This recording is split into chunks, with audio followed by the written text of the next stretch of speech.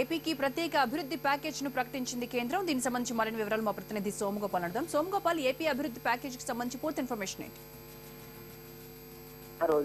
ఆంధ్రప్రదేశ్ కు ప్రత్యేక హోదా ఇస్తారన్న నేపథ్యంలో ప్రత్యేక ప్యాకేజీ అఫీషియల్ గా కొద్దిసేపటి క్రితం కేంద్ర ఆర్థిక శాఖ ప్రకటించింది.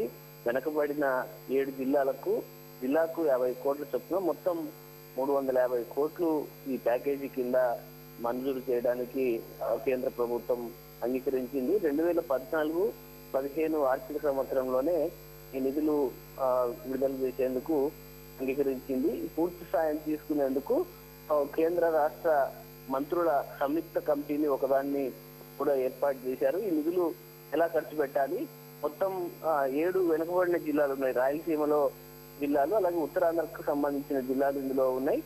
జిల్లాకు 50 కోట్ల చొప్పున కేంద్రం ఈ నిధుల్ని కేటాయిస్తుంది. ఇవి దేనికోసం ఖర్చు పెట్టాలి, ఎక్కడ ఖర్చు పెట్టాలి అనే దానికి సంబంధించి త్వరలోనే విధి విధానాలు రూపొందించనున్నారు. కేంద్రం రాష్ట్ర మంత్రులతో ఏర్పాటు చేయబోయే కమిటీ దీనిపై ఎప్పటికప్పుడు సమీక్షిస్తుంది.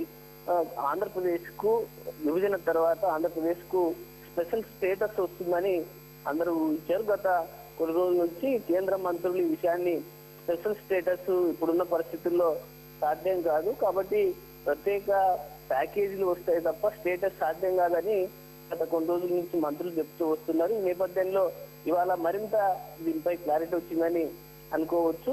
స్టేటస్ సాధ్యం కాదు, కేవలం ప్యాకేజీ మాత్రమే వస్తుంది అనేది ఇవాళ కేంద్రం తీసుకున్న నిర్ణయంతో ఈ విషయం మరింత తేటతెల్లమైంది. రోజా.